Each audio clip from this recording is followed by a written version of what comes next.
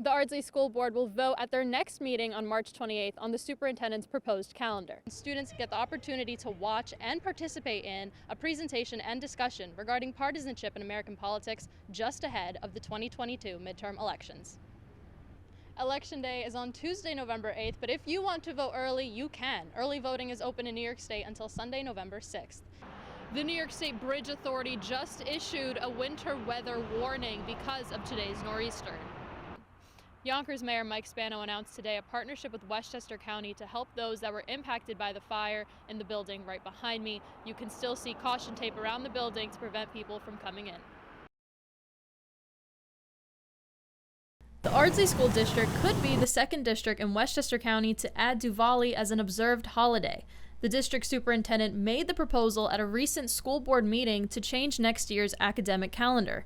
He wants to include Diwali, Eid al-Fitr, and Lunar New Year. Everyone matters to us in Ardsley, and part of this is a move in that right direction to again, help to celebrate and support one another. Chaitra Shri is a mother of 2 students in the district and a practicing Hindu. She says that Diwali is the most popular festival globally observed amongst communities with Indian demographics. She says the district's decision to observe the holiday could make the festival more enjoyable for families. The children are under stress. They do have school that day. Sometimes they may have an assignment or a quiz or a test they have to take. This decision would mimic the Village of Ardsley's recent steps towards more cultural and ethnic inclusion. Alka Shukra is a parent in the district and a co-chair of the Ardsley's Multicultural and Inclusion Committee. She says the village held celebrations in recent years for Diwali and other holidays. It's important for a school district to represent the community.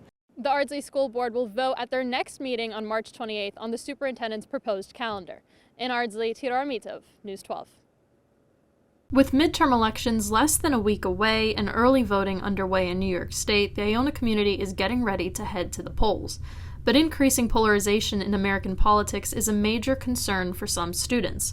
That's why the Dean of the School of Arts and Sciences, Dr. Joseph Stabile, and political science professor Dr. Jeannie Zaino organized a panel discussion with former Westchester County Executive Rob Astorino and New Rochelle Mayor Noam Bramson, each representing the 2 major parties. Even though there were moments of debate, the 2 local politicians agreed that hearing both sides is important. Former County Executive Astorino says that speaking to Iona students with different political and economic perspectives can help mend partisanship. And it's good to hear the other side. And, a couple times there's going to be a light bulb that's going to go off. I never thought that because I never got the other perspective. Despite their different views, Mayor Bramson and former County Executive Astorino maintained a civil discussion. Mayor Bramson believes that their ability to agree and listen to students' opinions should lead as an example for others this election season. We ran against each other in an election 9 years ago and know that our views are quite different, and yet have still been able to sort of engage in a way that lets us shake hands at the end. And I think that is perhaps a useful example at this time when so many of us find it impossible to get along despite our differing views. Jack Mollahan is a senior political science major who attended the discussion and says that discussions like this are important for students to witness. One thing I kind of wanted to see, and maybe this could be a whole separate one, is possibly having third-party candidates and third-party politicians present.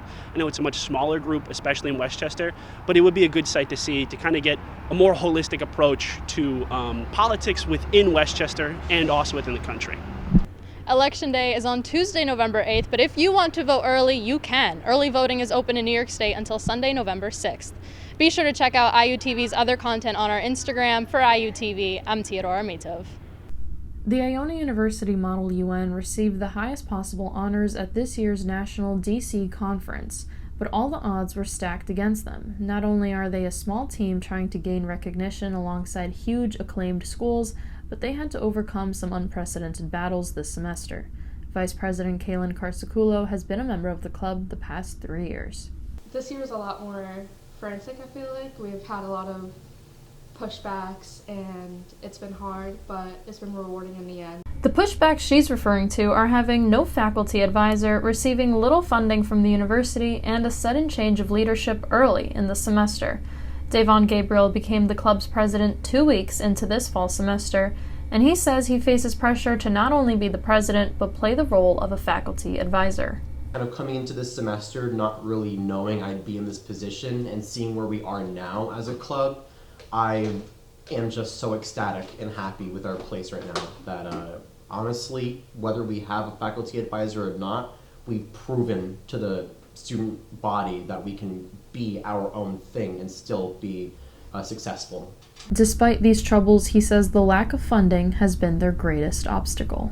Literally battling like fisticuffs for funding, and it's not a joke. Iman Kobil is a general member who attended the DC conference and says he saw firsthand how their efforts led to this historic win and can help them moving forward.